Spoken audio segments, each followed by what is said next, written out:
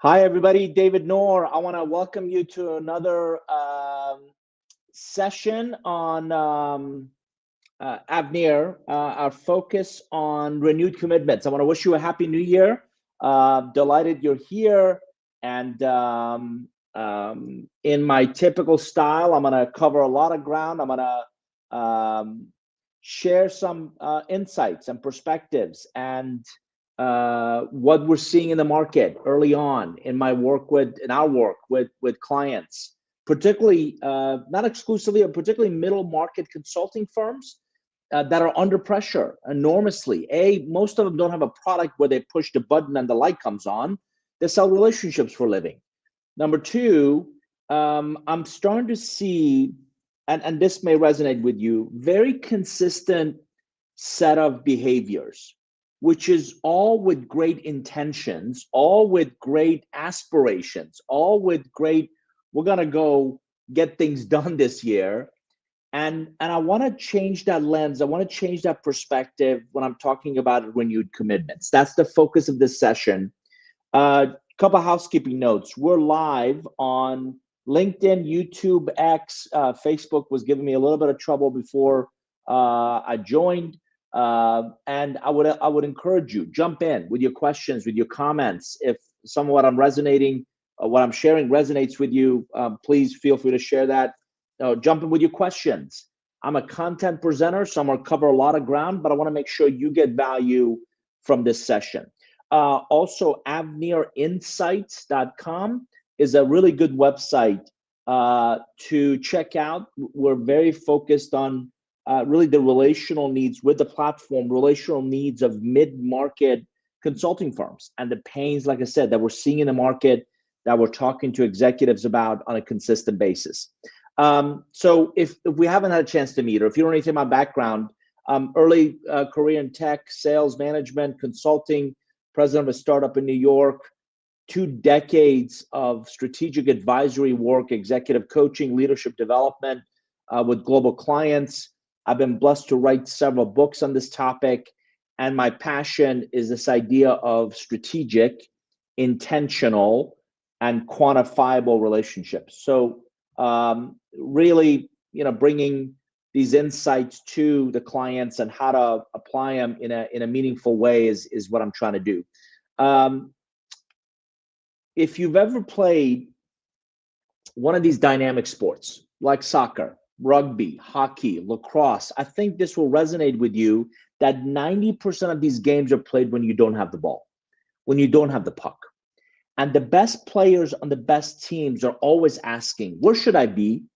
What should I be doing? How do I put myself and my team in the best possible position so when we do get the ball or we get the puck, then we can do something with it?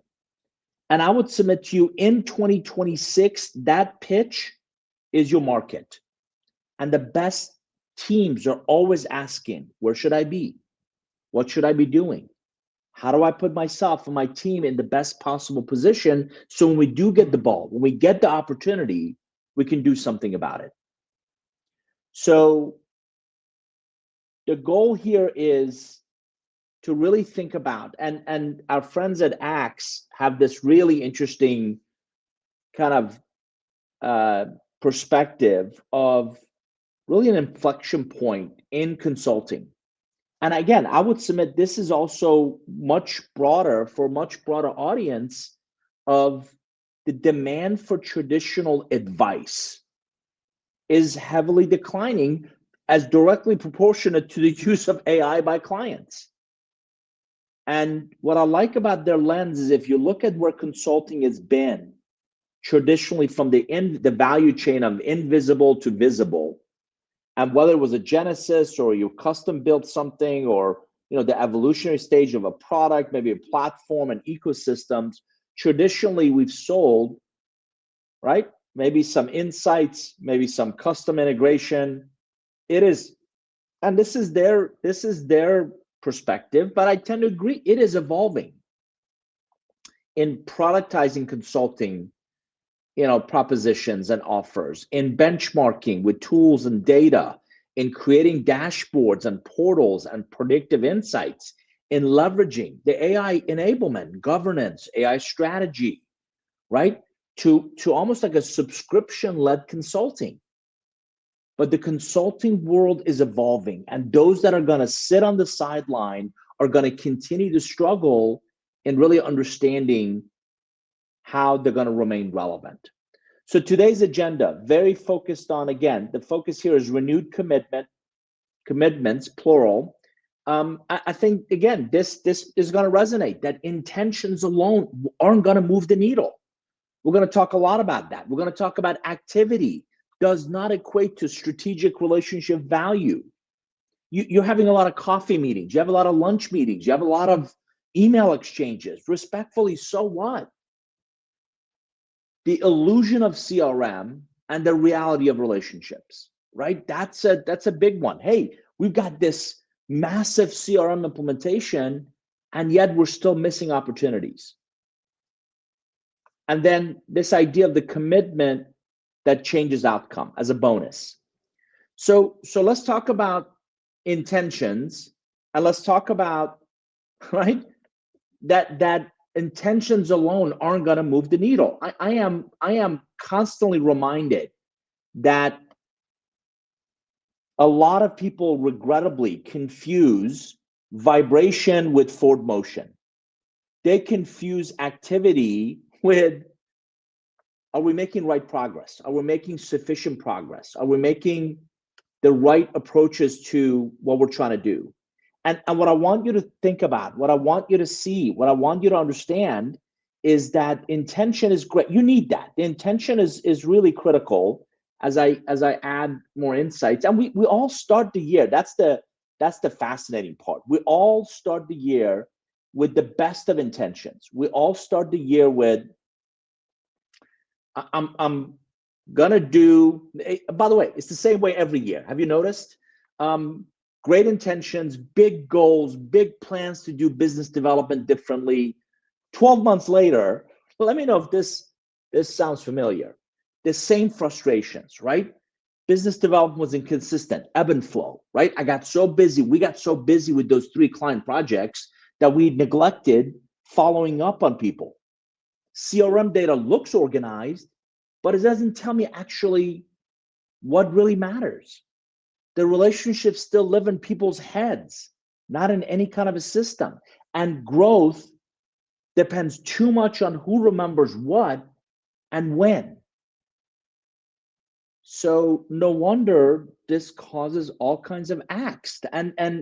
And I would submit that increasingly, it's not that you're lazy, unmotivated, or even stuck with bad people. I am gonna, as a bonus, show you my recent thought process on 5 different types of people in a lot of organizations, but it seldom is bad people. What's undermining your progress is not effort, it's the assumption about what creates progress.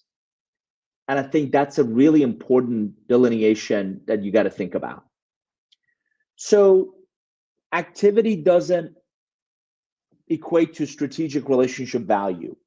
And by the way, Justice Noor is also joining us and is sharing some of these nuggets, some of these insights as I share these. Kyle, it's good to see you. It sounds like definition of insanity. Yeah, Kyle, we're all guilty of it, where we have the best intentions, have the best. Here's Kyle's note. We all have the best intentions, but we keep doing it, right, year after year. And it's just, I want to try to hopefully change some of that insanity. So in relationship economics, I talk a lot about, the 3 relationship dimensions, right? You can see it on the right-hand side of the image, but the first 2 most people get: personal. These are poker friends. These are golf buddies. These are fly fishing. These are people, neighbors and friends, right? They're discretionary. We pick them. We're never sure how they might be relevant to our professional lives. It's basically the affinity you share. Functional relationships is the reliability and the execution, right? These are people that you work with. They may not be discretionary. You may not pick who you choose to be in this group, but they're reliable and they help you get things done. Colleagues, customers, partners, right? Most people I meet have plenty of the first two. You know what they miss out on?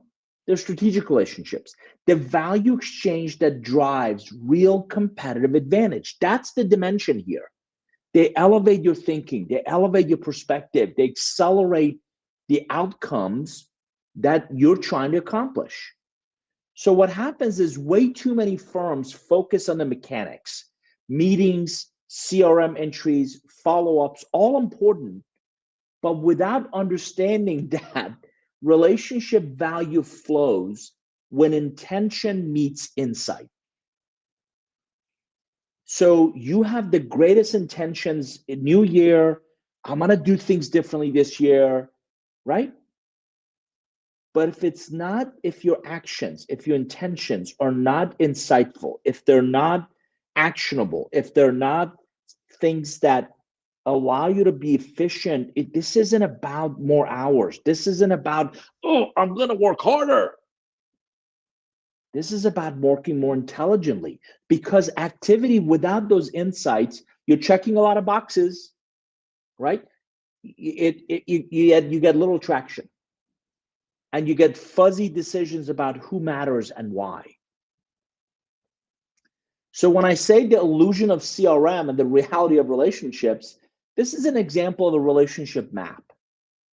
And I got to tell you, CRM is great at tracking contacts and stages and sales motions. What it doesn't know is the actual health, depth, and relevance of your relationships. Probably equally frustrating. Someone on your team already knows someone else at that company. The problem is your CRM doesn't show you that connection, so you go cold, while others get access via warm introductions. And you hate to say it, but they're already several steps ahead of you. Now, even with a warm introduction, you still need to earn your own credibility and your own reputation and your own value add. But somebody else is starting 3 to 5 steps ahead of you. So that's not a sales execution failure. It's a relationship visibility failure. And I would submit to you that visibility, particularly when it comes to relationships, is a strategic asset. And you cannot activate a network you can't see. Said another way, you know more people than you think you do. The challenge is we're all really bad at keeping up with them. How many times have you asked yourself, who do I know in LA or that geography? Who do I know in that company? Somebody's got to know somebody in that channel partner or that organization, or who's on that board, or who's leading that initiative. As a matter of fact, I had a chance to meet Jim Collins and of the Good to Great fame, and he often talks about when we're faced with a challenge or an opportunity, we often ask, what should we do and how should we do it? We don't ask enough who questions. I'm going to take it one step further. Who do we need? Who do we know? How do we connect the dots with a unique value add in a meaningful way? Because what happens is these relationship blind spots create missed opportunities, such as relationship leakage, right? You want a definition? Lost opportunities because the firm can't see, prioritize, or leverage existing relationships in that account. Existing relationships in that account. So CRM does track trust. It doesn't track trust, influence, or access. You can't see the relationship, you can't activate it. That visibility is the real asset. Lost deal leakage, right? Deals lost to peers who had pre-existing access. Missed warm path introductions. They never happened because nobody knew they existed. Invisible influence, decision makers that you never mapped.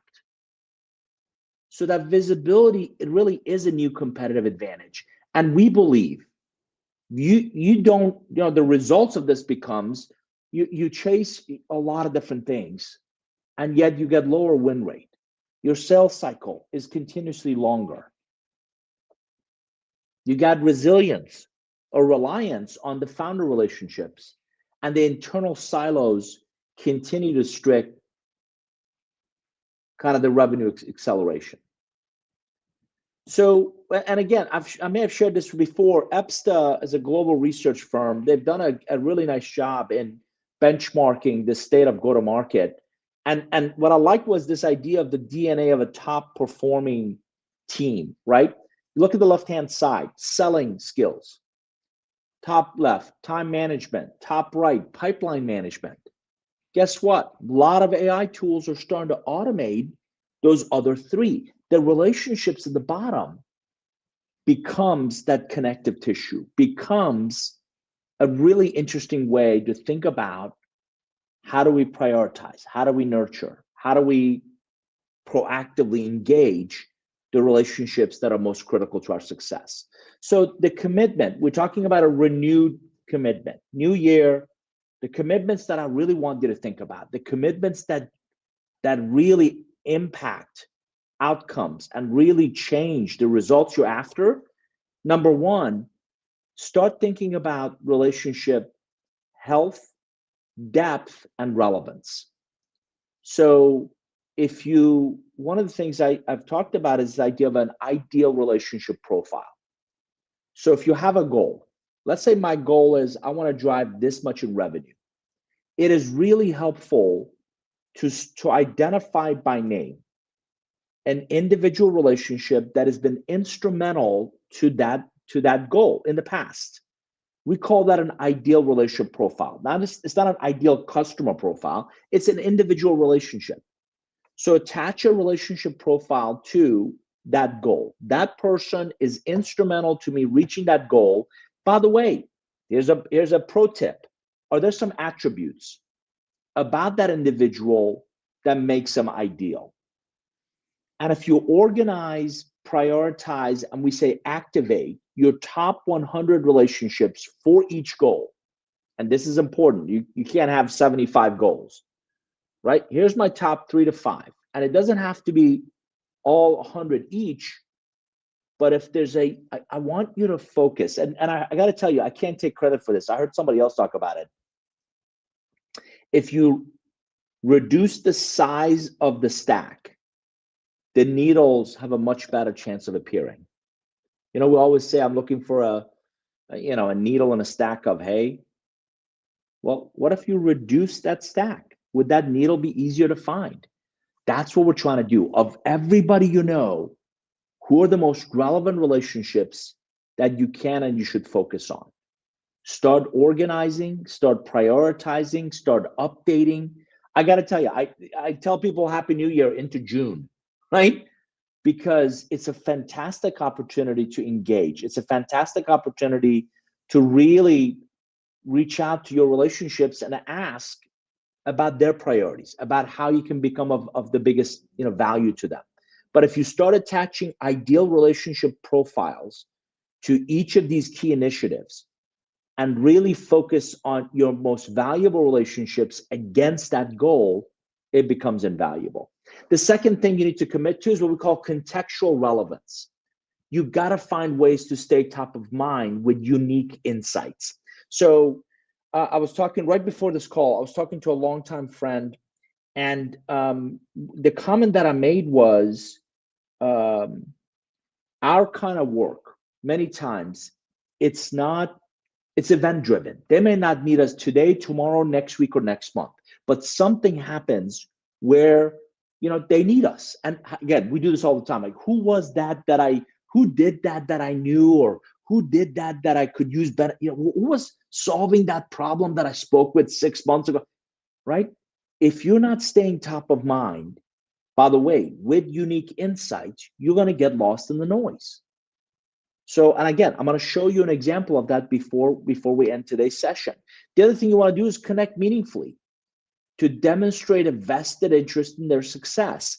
Tom, I just read that you were featured in this podcast or this article or in this, right? You shared this. That was really interesting. And here's kind of what I read that you said, or here's what maybe something you didn't say, but I really appreciate where you're coming from. By the way, I want to introduce you to 2 other people that are struggling with a very similar issue.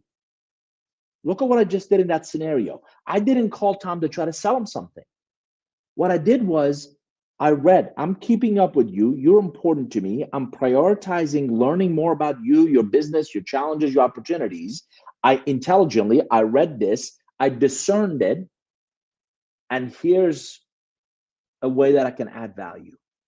So if you're contextually relevant, you set yourself apart from everybody else that's just contributing noise, which means to do the first two really well, you need a system that shifts from activity to impact. I'm trying to tell you, the coffee meetings and the lunches and the emails and right? Those are all important in relationship creation. You need to find ways to bridge them to relationship capitalization. And that's where a lot of people struggle. One of the easiest ways you could do this is touch cadence. Relationships don't fall off a cliff, they decline, they decay, they grow rust, they grow cobwebs. I haven't heard from you in months. So touch cadence becomes a really consistent way of staying top of mind, of proactively nurturing those relationships. You guys are gonna laugh. Here we go. This is I want to show you a practical example, right? So I recently bought, if you can see my screen, I bought this it's elegant. This glass timer, the sand like glass timer. I've got a 5-minute one, right? And I've got a 30-minute one. And I put this on my desk, and it's more elegant than those turkey baster chicken kitchen timers, right? But my point is, I set the time aside that over the next 30 minutes, all I'm going to do is touch base with my most important relationships. I'm going to proactively reach out and nurture these.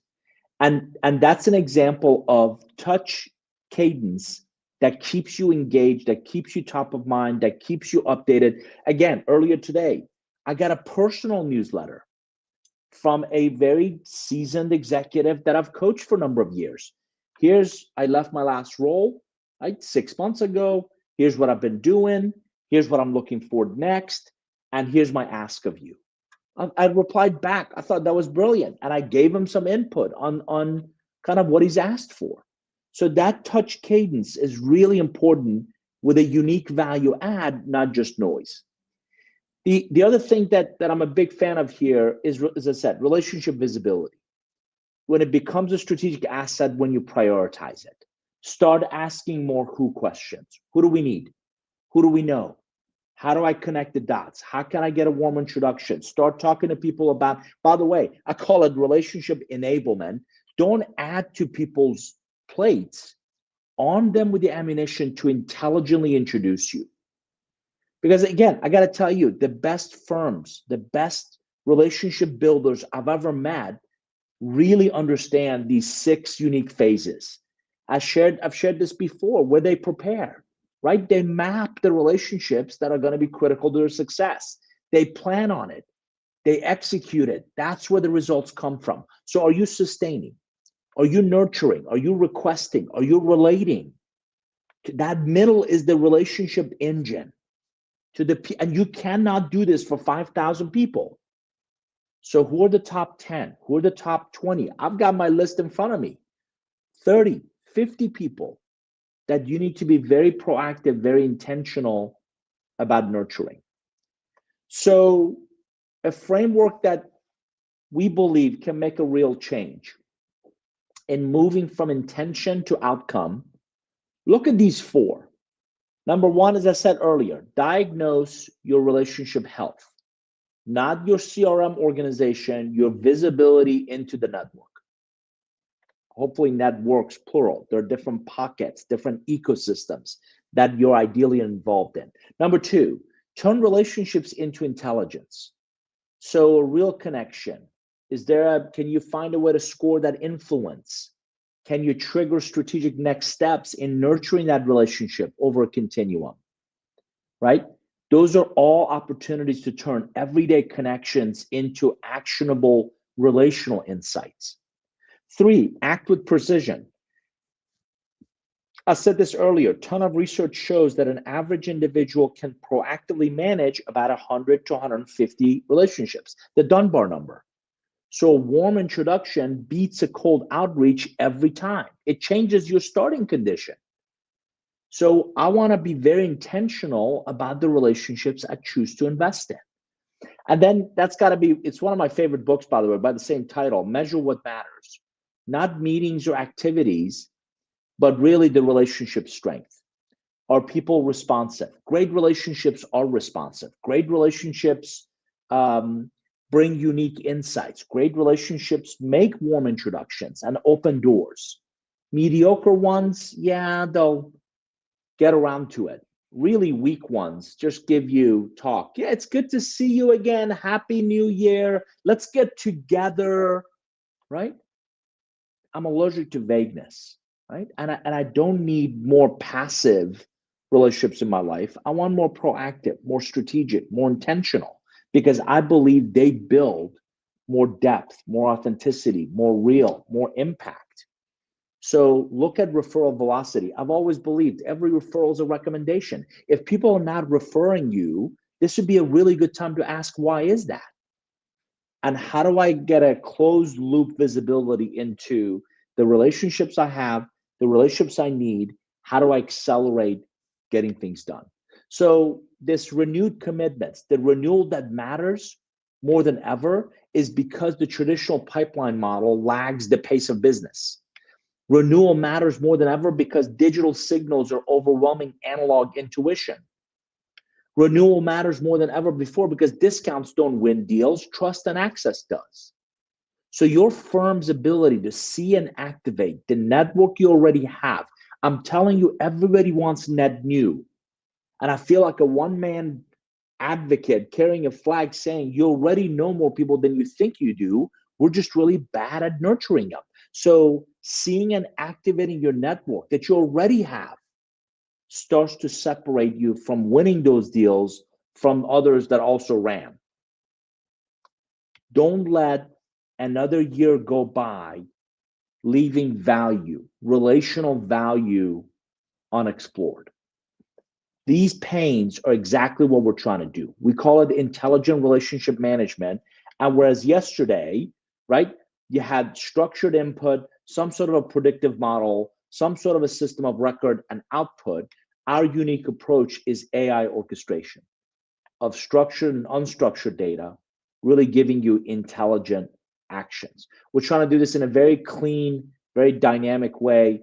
And I told you earlier, before we hang up, I'm going to give you nuggets on unique value add. I don't know if you can see my screen, but this is an article I'm working on the human capital pyramid. So, I've written relationship economics, I've written co-create and curve benders. I've been observing in several companies that I'm working with the five types of people that are in every organization, right? And this is an article that again I'm posting in our blog, and I'm happy to share that with you. But I would submit the very bottom of the pyramid or the left-hand side, the liability, right? I call these the enterprise drag. They drain relationship capital, they increase friction, they erode the team's trust. Doesn't matter how much direction and guidance you give them, they'll find a way to screw things up. The next group are the order takers, right? They're the dependable majority. They reliably execute tasks and follow instructions, but rarely do they innovate. Rarely do they transform. So the foundation, right, is all focused on sustaining the status quo. Now you come up a level and you meet the problem solvers. These people are catalysts. One level from above that, systems thinkers. These people are architects, right? Next group are superstars. These people are the force multipliers, and they will bend the curve, the direction and destination of your organization, hopefully in a meaningful way. So that's an example of hopefully some insights. I share this article in our newsletter, in my blog, in social, and it's all about leading with hopefully thought and practice leadership. So what's next? We're going to send you a follow-up email with a link to our relationship assessment. This is what it looks like. And the results from this are invaluable. So I would encourage you, if you get it, go ahead and take the assessment. It would be really helpful in you understanding how you think about your relationship mindset, your tool set. How are you proactively leveraging the tools that might be at your disposal for nurturing those relationships, and then a roadmap. Where are you going with this? Visit avnirinsights.com. That's what we're building. If it's viable to you, if the message resonates with you, request early access. Avnir currently is in beta, so we're very intentional about the customers that we work with. Our next webinar is February 17th, is a Tuesday. I'm going to talk about relationships reinvented. I know February is all about romance, and we thought we'd think about relationships a little differently. So be on the lookout for more details on that. So real quickly, the early access partner program, if you again go to avnirinsights.com, you're going to be able to influence our roadmap. You get first mover advantage. There's a dedicated onboarding. There's access to Avnir University, 90 days of relationship economics coaching. And what we do is we give you options of the platform, Avnir University, and the coaching. There's a beta test agreement, and then we do something called the chair sit or value engineering to really understand what you're doing and how you're doing it. On the right-hand side are just some of the firms that have taken advantage of this early access partner program. This is what I want to leave you with. The illiterate of the 21st century aren't going to be those who can't read or write. It's going to be those who cannot, maybe they refuse to learn, unlearn, and relearn. This is a new year. This is a new opportunity to push reset. It's an opportunity to start thinking very differently about the relationships that are critical to your success. Thinking very differently about relationships that will dramatically make 2026 your best year yet. My name is David Noor. I hope this has been useful to you. Justice has done a great job sharing nuggets from this session through on let's see, I think LinkedIn, on YouTube. So I would encourage you, go back and watch, go read some of these insights that I shared as we went along. And I hope you'll join us again. Again, Tuesday, I'm looking at the calendar up there, is February 17th is our next one, where I'm going to talk about relationships reinvented.